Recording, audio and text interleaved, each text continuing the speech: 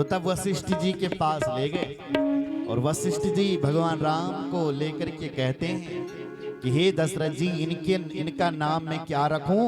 इनके तो बहुत सारे नाम हैं, इनके नाम अनेक अनुपा, इनके नाम अनेक अनुपा, इनके नाम अनेक अनुपा, इनके नाम अनेक अनुपा। मैं काव स्वमति अनुरूपा, मैं काव स्वमति अनुरूपा, स्वमति अनुरूपा। वशिष्ठ जी बोले हैं, हे दशरथ जी, इनके नाम में क्या रखूं? इनके नाम तो अनेक हैं।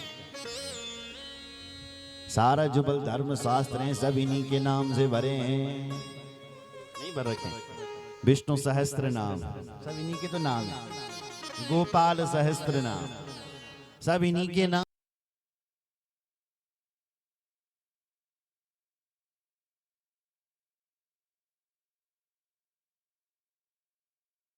बोले इस समय हम इनका नाम रख रहे हैं राम।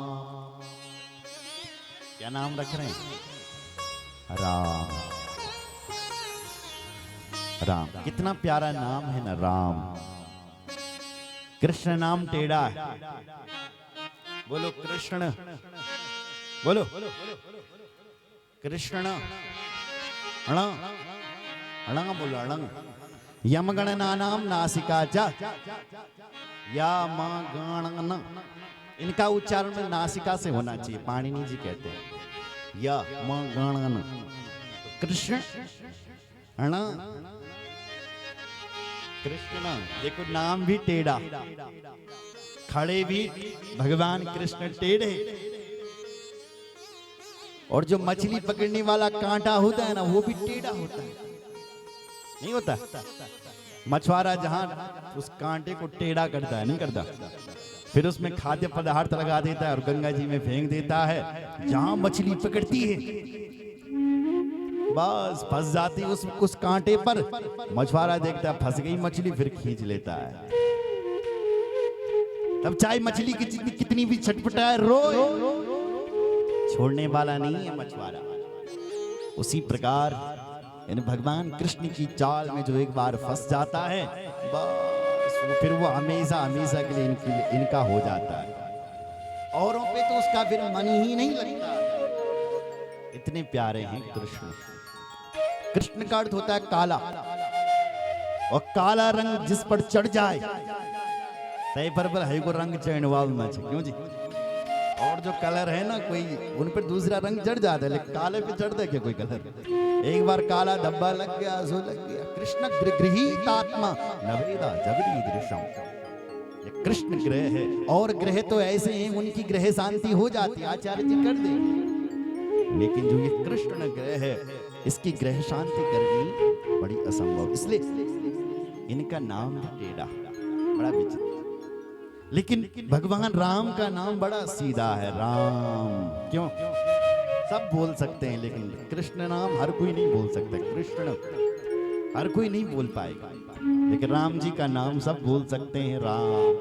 कोई पढ़ा हो ना पढ़ा हो, कभी भी स्कूल ना गया हो, सब बोल सकते हैं राम राम।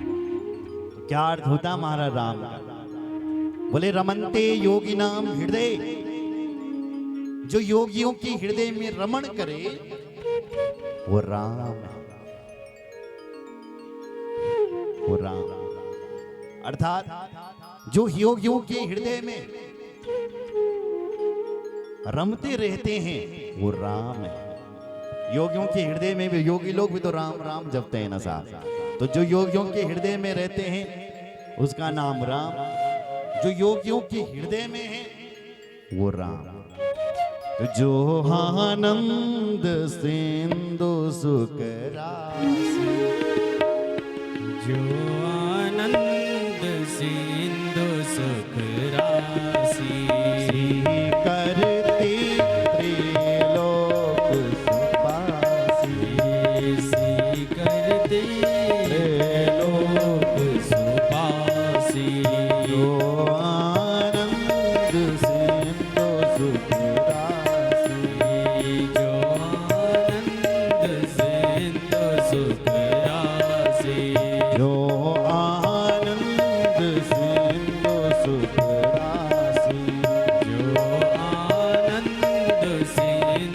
सुख राशि करती त्रिलोक सुपासी। करते त्रैलोक सुपासी।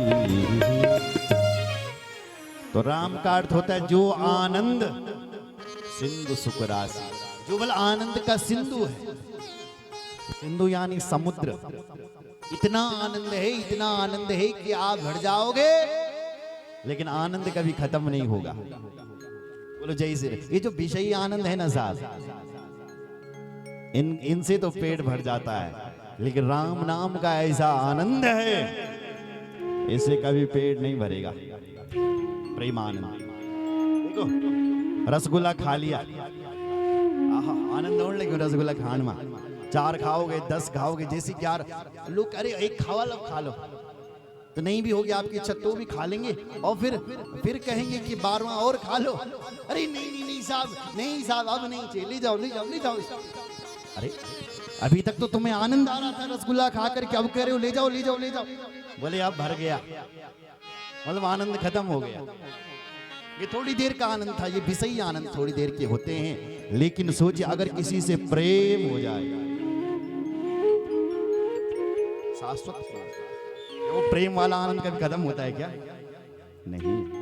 अगर आप किसी से सच्चा प्रेम करते हैं तो अपने मन से पूछिए, कभी वो प्रेम खत्म हुआ?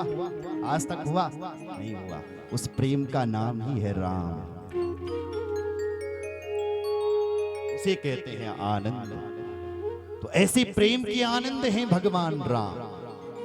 सो सुख धाम राम असनाम, अखिल लोक दायक विश्राम।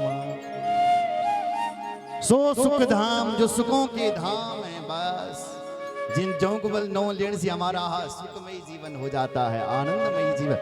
जब आप किसी से प्रेम करते हैं तो प्रेम ही मिल जाए तो आप आनंदित हो जाते हैं, क्यों साहब? तो ऐसी राम भी तो हमारे प्रेमी हैं, हम सबके शाश्वत सखा है।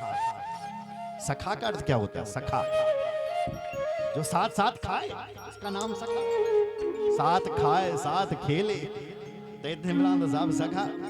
तो हमारे तो परमात्मा और राम शाश्वत सखा है। वो जीवात्मा और परमात्मा आपस में मित्र हैं साहब। हमने भगवान से कहा भगवान एक खेल खेलते हैं, तो भगवान जी ने कहा कौन सा?